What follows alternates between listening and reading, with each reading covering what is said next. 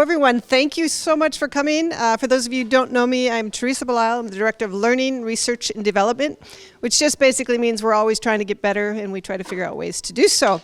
And part of that is the partnership with parents. And so whenever we have someone coming in, a consultant coming in for our faculty, we try to have a parent session so you can learn alongside of us. We're thrilled today to have Laura Mooiman, did I pronounce that correct? Who's actually based in the Netherlands right now, originally from North America, comes from a clinical background and has been working with schools and international schools for the last 25, 30 years. And so we're thrilled to have her here. As you know, many schools around the world right now are wrestling with the challenges of mental health. Some of this we started seeing right before COVID, and of course COVID has just amplified the issues, and we're taking it very seriously, because if we don't have healthy, socially and mentally healthy kids, they're not going to do the learning, right? This is super, super important. We're redoing our timetable, so we have a strong advisory program, and Laura is one of those people that's helping us develop this here right now to start launching next year. So we're thrilled to have Laura, and I'm going to turn it over to her. Thank Did I miss anything? I think that's good. Yeah. Her children are also in international IB schools and in the Netherlands, and so we're thrilled to have Laura. Thank you. Right, Great. Well, welcome everyone. Thank you for having me. So this is, I'll just say, this is awkward, right? You walk in, you don't know people, you have to sit in a circle. So those of you that are coming in late, we do invite you to come into circle. So we have more people than we thought, but if you have a spot next to you, raise your hand, and then people that are sitting aside will come over. Okay, so you'll have to cross the circle, it's all right, you won't be hurt. So grab your coffee and then find a spot. So we have 1, 2, 3, 4, 5, 6, 7, 8 spots. Perfect. And then when new people come in, we'll add chairs. All right, so I'll just introduce myself because that's the boring part, and then we'll get into like, why do I have tape on the floor, and why are we in a circle? So I'm Laura Mooiman. My last name is Dutch, that's why there's so many vowels, and I'm from the States originally, and I've been working in schools about 25 years as a school social worker. I've worked for a lot of different mental health agencies and child protective services in Los Angeles, and child crisis, you know, when students are, you know, in danger of self-harm. I've worked in private practice, and schools is where I landed and where I love to work. And as a school social worker, I've worked in different Colorado and California. I'd always be stumped by things like bullying. How do you stop that? How do you get good behavior in schools? Why do kids, you know, how do you improve relationships between teachers and students, and what can we do? And so I sort of deconstructed like what needs to happen. What we're doing now is we're sitting in a circle because this is what we're going to be asking students to do. So we should try it, right? We shouldn't ask kids to do things we're not willing to do ourselves. So if you're interested in more about me, I have a YouTube channel which I started during COVID when nobody was getting good training anywhere. And so I'm on YouTube. I teach people about how to create safe and positive and respectful schools. I also Instagram, so I'll take pictures and post our visit today. If any of you don't want to be in a picture or you're in witness protection programming, just let me know. Okay. And so I go all over and visit. I do work with international schools also. So I work some schools in Beijing, Abu Dhabi, The Hague, Amsterdam, places like that too. So I have a sense they're different. And these are kind of US numbers, but it's not that different at international schools, but about 10% of kids have behavior problems. So in a classroom of 20 kids, there's going to be 2 kids that your children come home at night and talk about, right? That they're getting in trouble or having problems at school. About 17% of kids have mental health issues, anxiety, ADHD, depression. That's a lot. And anywhere I've ever worked, I've worked in Boulder, Colorado, across the street from IBM. I've worked in inner city Los Angeles. The numbers were about the same. 8% of kids, so a very small number of students in a school, account for most behavior like discipline referrals. That's when the kid might go see like the director or someone to come talk to them about their behavior. So it's a small number of students. The way they gather that information is we actually count. How many kids, so the office discipline referrals, you count. How many kids come to the office for behavior, or a teacher calls for help, so that's a number that a school would monitor. So that's how we know that, that's a very clear number. And then the rest, this would be like CDC, And that can be a pretty stable number even across countries, it depends. And then this would be also measured by school measures. So then what we know too is it was interesting hearing a lot of your stories about how tough teachers were. So many of us were raised in an environment, this is a comic, this is Mrs. Muttner going over her rules on the first day of school. So here it says, no talking, no smiling, no running, no eating, no sweating, right? No dorky hairstyles. So a lot of us went to school in an environment where we were told, don't do this, don't do that, you'll get in trouble. But what the research has shown is the more negative and punitive a school is, the worse the behavior becomes. So the most, if you have a school that does a lot of exclusion, for example, sending kids, now think about your childhood, probably not here, sending a kid from the classroom when they're in trouble, or they have to spend a few days at home on suspension, or sent away from school, exclusion. Those schools that do those kinds of things actually have the highest rates of aggression, truancy, dropouts, vandalism. So you're breaking relationships with kids. So what would seem like a good idea to be clear about your expectations, when you're negative about it and you have punishments, you actually get worse behavior. So that's not something that feels logical to us sometimes, because many of you were probably really good at school. It wasn't hard for you. So what we know from the research is that when we punish a lot in schools, it reduces motivation of students. Some of you talked about you were punished, like your example, but then you overcame, and your example, like that felt really uncomfortable, but then you overcame it. And some people do, but a lot of kids just wouldn't be motivated anymore at all. When we send kids away, it doesn't teach them the new way to behave. Even the idea of a timeout as a parent, go take a timeout, go calm down over there, is now becoming a little bit out of favor. They've talked about time in, where you help your child regulate with you, and you connect with them and help them calm down, rather than go figure it out over there by yourself when you're a child and you don't know how to calm down yet. So we want to teach appropriate behavior. Punishment increases those negative things we don't want to see. When we punish kids, it doesn't tend to work for very long. It'll stop the behavior in the moment, but then they keep doing it. And then it can harm the school community, because we're sending kids away and the rest of the class sees, oh, they don't know how to handle this classmate of mine. They don't know what to do. So this is what we're finding. But, the bottom line is you can't punish kids into being good. It doesn't work. Good news is that school environments that are the best are ones that are calm and predictable, meaning the kids know the rules and expectations, the staff know the rules and expectations, and that's through, many of you might have been at schools that are doing positive behavior support, PBIS or PBS. That's probably the most widely used behavior program in the world, very effective. And then the other part is safe and trusting relationships, which is why we checked in talking about relationships, and that's where you get restorative practices. So these are the two most common programs in the world that people use, that schools use to create safe, positive schools with happy kids and teachers, is PBS, or in the UK they call it PBS, in Europe, in America it's PBIS, and then restorative practices. So what's restorative practices? So it is not new at all. Most indigenous communities use different ways of activating justice. So you might have heard of restorative justice, restorative practices, kind of the same field.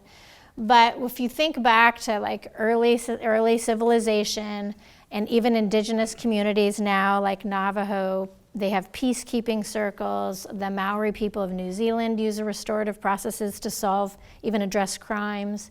The idea is that when harm happens in a community, you would circle up the people that were impacted, the person that did it, the harm, the people that were victimized by the crime, and then other community members, and they would sit together and they would talk about what happened, who was impacted, and how do we fix it. And that sort of justice is not less sophisticated than Western justice, but it's much more effective. And so even now, there's a lot of governments that are looking at restorative policies. The Netherlands has quite a few. In Ireland, restorative practices is required For youth, if there's some sort of crime or something in school, they must offer a restorative process for young people.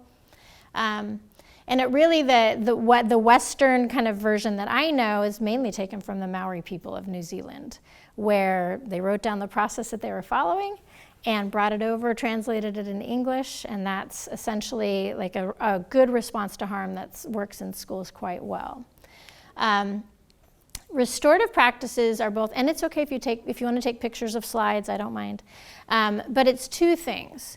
It's a set of skills we use to develop community, and we use some skills to manage conflict and harm by repairing harm, restoring relationships. So 80% of our energy in schools and at home and everywhere in our life, we're going to be proactive by creating community and positive relationships, and about 20% of the time we're going to do some things to respond to problems when they occur.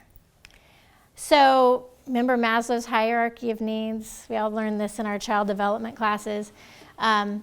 Is that we have, every human being has physiological needs: food, shelter, warmth, and rest. Safety needs, so think about a school or even in your home, right? We all need security, order, predictability, and these things stack and build so that a human being eventually can be self-actualized, be creative and collaborative. Now in schools, teachers are asked to work with kids like right here all day long. But if these needs aren't met, kids can't do that. So kids also need belonging and love. They need to feel friendship and trust and acceptance at school. So if they feel like an outsider, or they're being bullied, or they're frightened, they're not going to be able to do any of those things that they want to do. So this is really the foundation in order to have our students and our children learn and be creative and all the things, the full potential. We also know from research that strong teacher-student relationships, what we just talked about, is linked to all of these things, everything we measure in schools. So if you want your kids to get good grades and achieve academically, then we also want them to have good relationships with their teachers, right? Grades, behavior improves. It also improves their well-being. So anxiety, depression, those things would improve if they had good relationships with their teachers. Schools that use restorative practices, what I'm describing, also have these outcomes of increased voice, input, relationships, all of those things. Also, it improves and helps with diversity, equity, and inclusion. All people have a voice. You don't have the silent person off in the corner who doesn't ever speak. Everyone can share. And it actually really helps elevate voices of people that have been harmed, because we make sure they have a space to speak. We listen. So people that are marginalized, oppressed, or harmed will have almost more increased voice in that sense. So the foundational part of restorative practices is classroom circles. So I'm going to be doing some trainings today with some teachers and leaders about looking how we can formalize that a little bit. It's happening, I understand, in a lot of the younger grades and then falling off as the kids get older. And it's really important we continue. We want to see class sitting in a circle. They're going to take turns like what we did. Everyone speaks. Everyone has an opportunity. Our hands, and we're going to talk about how our day is going. So if we're having the best day of our entire life, like we just won the lottery, we're going to Disneyland, it's going to be a 10, right? If we're having a not so good day, it's going to be a 0, a 5 right in the middle. You guys know how to do this. And a 7 or 8, it's like, it's pretty good. I don't really like my sandwich, but it's a good day. Okay. Who wants to start? Samantha, and which way are you going to go? This way. Okay, go ahead. What? Your number. Oh. 2.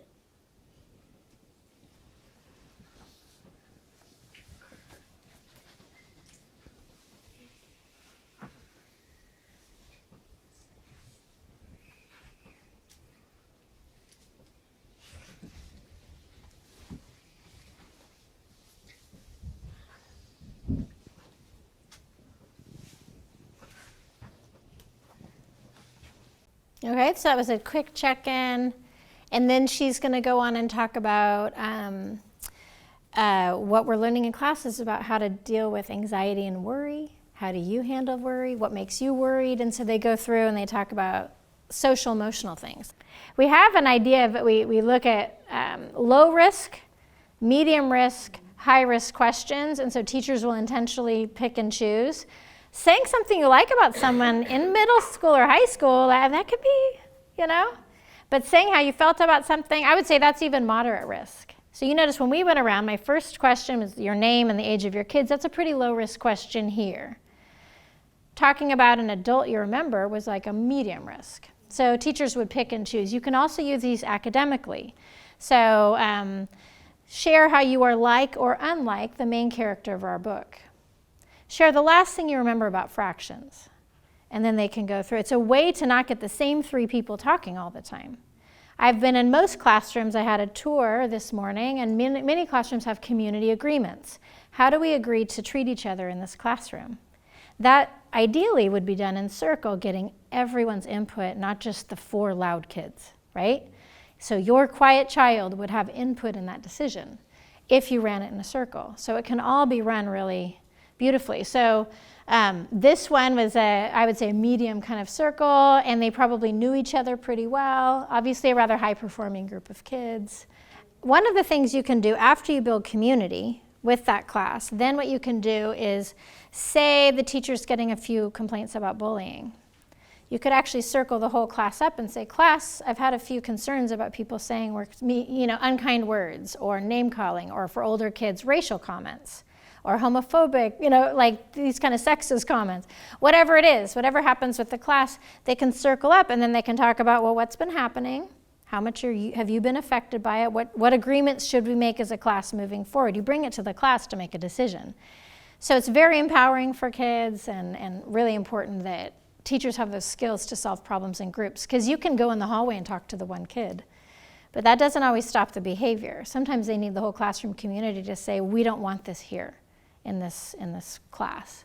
So the responsive part, let's talk about what that could look like. So the fundamental thesis of restorative practices is that human beings, all of us, we're happier, more productive, more cooperative, and we're more likely to make a positive change when people in authority do things with us rather than to us or for us. So think about your boss at work. Like there's a decision being made that impacts you. You want to be consulted about that, right? Or else we get really upset. We don't like it.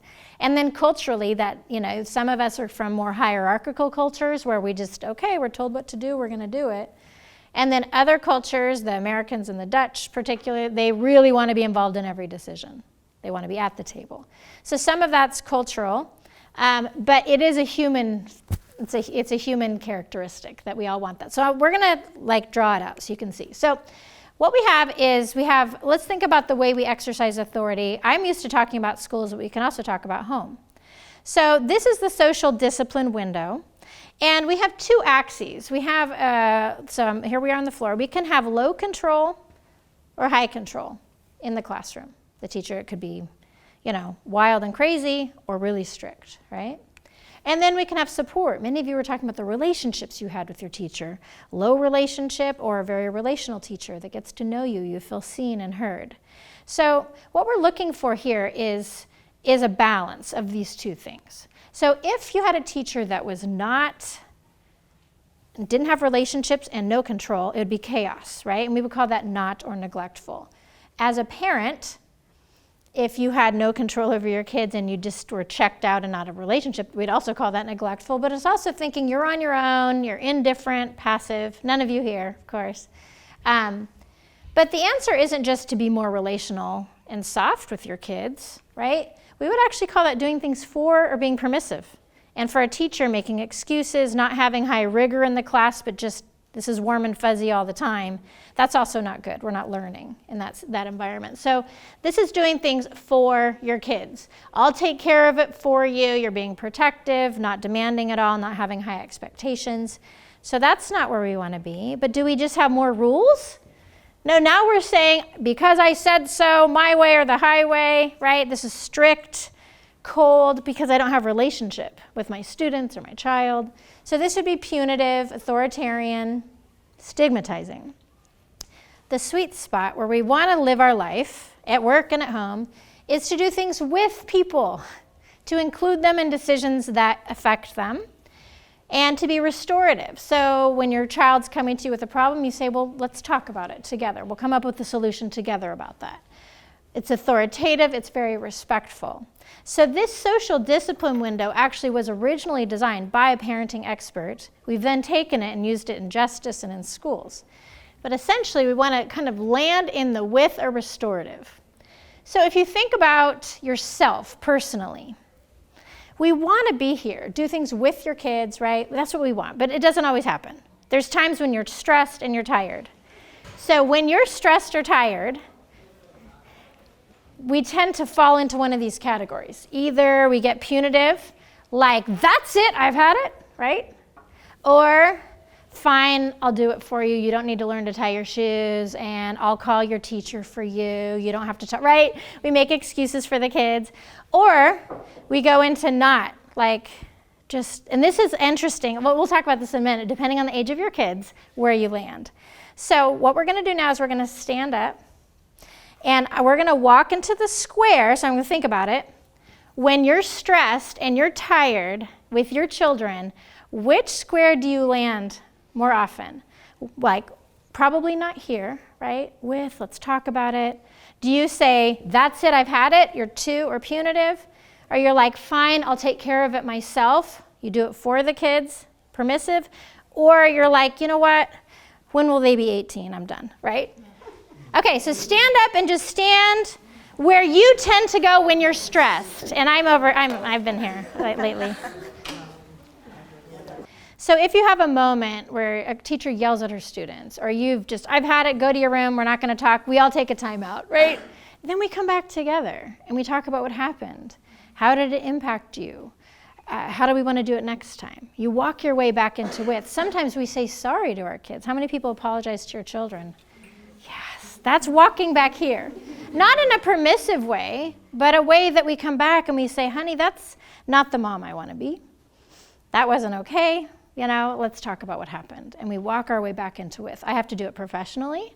When I'm in a training and something goes like kind of wrong or sideways, I'll walk my way back into with. And part of being a restorative person is being reflective about who you are and how you interact with people. If we want to kind of live in this, 80% of the time, that would be our goal. And sometimes we're intentionally, like a kid's running into the road, we're not going to sit and talk about that. That's very too. I'm going to grab you out of the road. Or you have a child really struggling and they do not have the capacity to deal with that stressor right now. We make a conscious choice to do this for now. And then we walk back into with. What do we do when things go wrong? In school and at home. So in your handouts, I have a handout for you. Take one of these and pass it around. We'll do half and half. So when people think of restorative practices, they think about two different things. They either think about people sitting in a circle, or they think about these questions that you're going to see. So the restorative questions are these. So when harm happens, when someone does something wrong, either at school or in criminal kind of situations, we actually have a very predictable set of questions that we ask the person who did harm. So think about your child here at school. So the design of these questions, which were translated into English from the Maori people, actually walks a person through telling their story. So everyone has a reason why they did it. They just maybe don't know it. Usually kids will get, what have you thought about since? What were you thinking at the time? That's where you'll find the why. And I was working with a preschool, and the teacher said, she was asking them what happened, what they were feeling, they didn't know, but when she asked the little ones, what did you need? They could tell her. I needed the ball, right? It wasn't fair. And so this is a way to help younger students process kind of things that have happened. Now, we're going to look at the second set of questions. So the second set of questions are for the person harmed, the person victimized, so to speak. They're different questions. So imagine harm has occurred, someone's hurt you. Don't think of your worst, most traumatic experience, right? We don't want to go there today. But something annoying, difficult. What do you think would be the most impactful question for you? It could be different. So what's the most meaningful question if you were harmed, do you think? How are you feeling? So the impact, so that was the middle one. This one, okay. How many people have this one on their think is the most? Okay. How many people, what did you think when you realized or feel? How many people, what's been the hardest thing for you? That usually for me is the one that gets me. And then what do you think needs to happen to make things right? Okay. This one is the repair question. So you'll see that's the same one on both. If we go back here, what do you think needs to happen to make things right? So the idea is if you have a conflict between two people, you can ask them, or a teacher and a student, you could have the student answer these questions and the teacher answer these questions. So that's a really good way to resolve conflict. If you have a mediation between two students, you can even take the same questions and ask them both. So they're really powerful. They're kind of magic. So as homework, what I'd like you to try to do is to take these and use them at home. You can use any set you want. I've even had people say, I only got through 2 of the questions and I already it changed our conversation completely. So you don't have to do it exactly right, but when we train teachers, we actually train them to step outside or some quiet conversation, talk to the student, and you can actually have this conversation in like 2 or 3 minutes. A teacher could. So we do want to think a little bit about accountability. So I'm not saying that we don't have consequences or that you shouldn't have, consequences for your children, but accountability is just looked at really differently in restorative practices. So in a kind of a Western traditional school discipline, we say, well, the person who broke the rules should be punished. And in a restorative frame, what we really are looking for a child or for any of us is that we understand the impact of our actions. We take responsibility for it and we repair the harm. And that last part is really important. So, and because culturally, there's some interesting stories about cultural mismatch. There's some really nice articles, interviews of Desmond Tutu with apartheid and talking about just the Afrikaner idea of what an apology happens, and for the Africans, what they wanted, the South Africans, that they actually wanted restitution. And the Afrikaners were looking at it like, I just want to be absolved. Like, oh, you don't have to feel bad anymore, it's over, So that we're actually talking about even allowing kids to take active steps to make things right. So that might mean fixing something broken, cleaning something ruined. They took teachers' time so they can go and help their teacher, all to build back relationships. Which, if parents don't know what's happening, could feel really strange if you hear your kid is cleaning up in the cafeteria or helping to gather balls and has a job to make it, right? That could feel very strange unless you know that your school is using restorative practices and the decision for what it needs repair was actually decided upon. How can you fix it? Your child probably would have chosen with the other person how they would fix it. So instead of wondering or being worried, you would actually be really proud of your child for having high accountability, right? And fixing something they broke. If they hurt someone's feelings, they could actually repair it. How do you think that would impact your child in the long term if they had an opportunity to repair things that they broke or mend relationships? That you would have a kid that you were really proud of, right? That took responsibility. So this is how the restorative questions kind of work. You can use them in lots of different ways. Do you want to see a quick video of kids in a mediation, or do you feel like you want to do question and answer? Sometimes videos are helpful. Okay, it's I think Australian, so they have accents. But this is an example of a teacher who's going to do a mediation with 2 kids after a name calling. And does anyone know what nits are in Australia? What's a nit? Head lice. Okay, so we got that. All right. It's an international example here.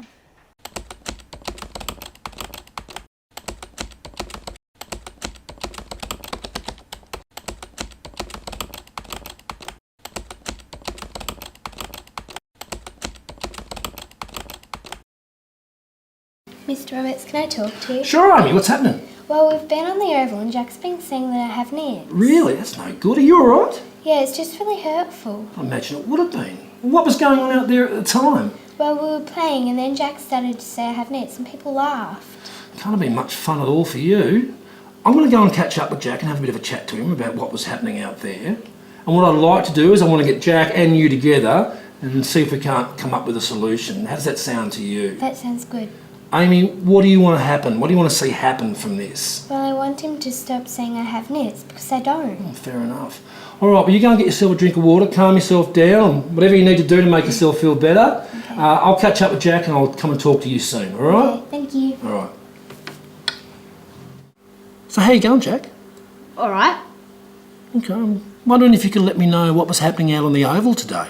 I don't know, nothing. Wasn't any problems? No. Okay. Amy's come and had a bit of a chat to me, and she was saying that there was a problem out there and mentioned that you were telling people she had nits. Do you want to tell me about what was going on there? Well, she does have nits. Okay. So what were you hoping might happen by telling people? I don't know. A few kids won't catch them off her. Is there anything else you were hoping might happen? Kids were laughing. Guess it was a bit funny. Jack, I want you to have a listen to the sound of my voice. Do I sound angry to you? No, not really. Good, because I'm not. What I want to do is to help solve this problem, okay? What I want to ask you, though, is as you think about what happened now, like as you think about what happened out on the oval now, what comes to mind? What are you thinking now? I don't know. Guess I shouldn't have done it. And what about Amy? How do you think she felt? I don't know. Sad, I guess. Yeah, I reckon she would have. I think we need to try and find a way of sorting this out. Jack, will you help me do that? Yeah, okay. Okay. So what I want us to do is I want you and Amy and myself to sit down and we need to talk about what happened and see if we can't find a solution, something to solve the problem. How does that sound to you? Good. Okay, well, let's do that. Amy and Jack, I'm glad that you both agreed to sit down with me and see if we can't come up with a way of solving this. But the first thing I want to do is make sure that you're both okay. Amy, how are you feeling? You all right? Yeah. Okay, what about you, Jack? Are you feeling okay? Yes. Okay, good. Right, so I want to recap on what my understanding is of what happened based on what you both told me. And that is that you're out on the oval playing and Jack, you started to tell people that Amy had nits, which people started laughing at. Is that basically what happened out there? Yes. Okay. So, Jack, the first question I want to do is ask you, and I'm going to ask you a couple of questions I asked you earlier. I want to ask you is what you were thinking at the time when you were saying it. What were you hoping might happen? I don't know. It was a bit funny. Kids were laughing. Okay, so you were enjoying making kids laugh. Is that Yes. okay? All right. And Amy, how were you feeling out there? How were you feeling at the time? Well, I was really embarrassed and I just wanted Jack to stop. Okay, fair enough. So, Jack, what have you thought about since? I don't know. Guess I shouldn't have done it. It wasn't that funny. Okay, I'm glad you feel that way. So, how are we going to fix this? Amy, what would you like to see happen? I'd like Jack to stop saying that I have nits and for him to know I don't. Okay, so you'd like him to stop saying those things and to understand that you don't have nits. Does that sound fair enough to you? Yes. Is that something you'd be willing to do, which is not say these things in the future? Yeah. Okay, great. Is there anything that you can think of that you could do to make things right? Guess I better say sorry. Do you want to do that now? Sorry, Amy. What are you sorry for? Sorry for making fun of you. That's okay. Do you accept his apology? Yes. Excellent, that's good news, isn't it? Is there anything else that you guys think we need to do? No. Do you think we could move forward? Yes. Yeah. Fantastic. Are you guys feeling all right with what we've talked about and what we've resolved? Yes. Yeah. So we've agreed that you're not going to say those things. You've apologised and you've accepted his apology. Yes. Does that all feel okay to you? Yeah. Wonderful.